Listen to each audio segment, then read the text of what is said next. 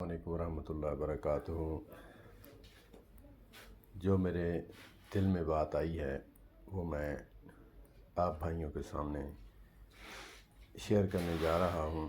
دوسرا دن ہے ڈاکٹر ذاکر نائک کو سننے پر۔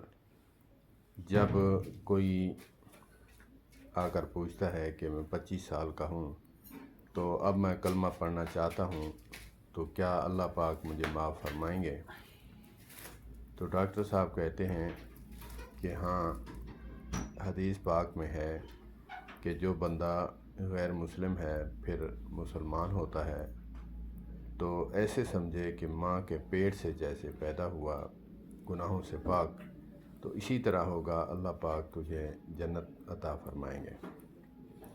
تو اس کو سننے کے بعد یہ ہوتا ہے کہ ہم اللہ کا شکر ادا کریں کہ اللہ پاک نے ہمیں مسلمانوں کے گھر پیدا کیا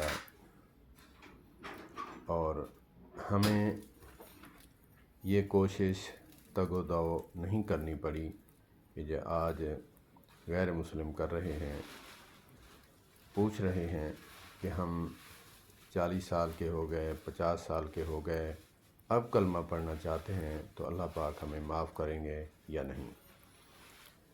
تو ہمیں اللہ کا شکر ادا کرنا چاہیے کہ اللہ نے ہمیں مسلمان پیدا کیا، مسلمان کے گھر پیدا کیا۔ اور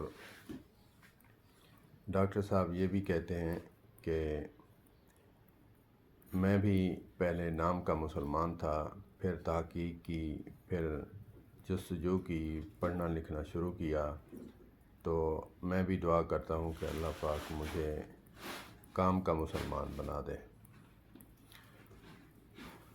تو میں یہی کہوں گا کہ جو آپس میں مسلمان مسلکی تعصب رکھتے ہیں وہ ڈاکٹر ذاکر نائک کو سننے لگ جائیں تو انشاءاللہ تبارک و تعالی یہ مسلکی تعصب جو ہے وہ ختم ہو جائے گا۔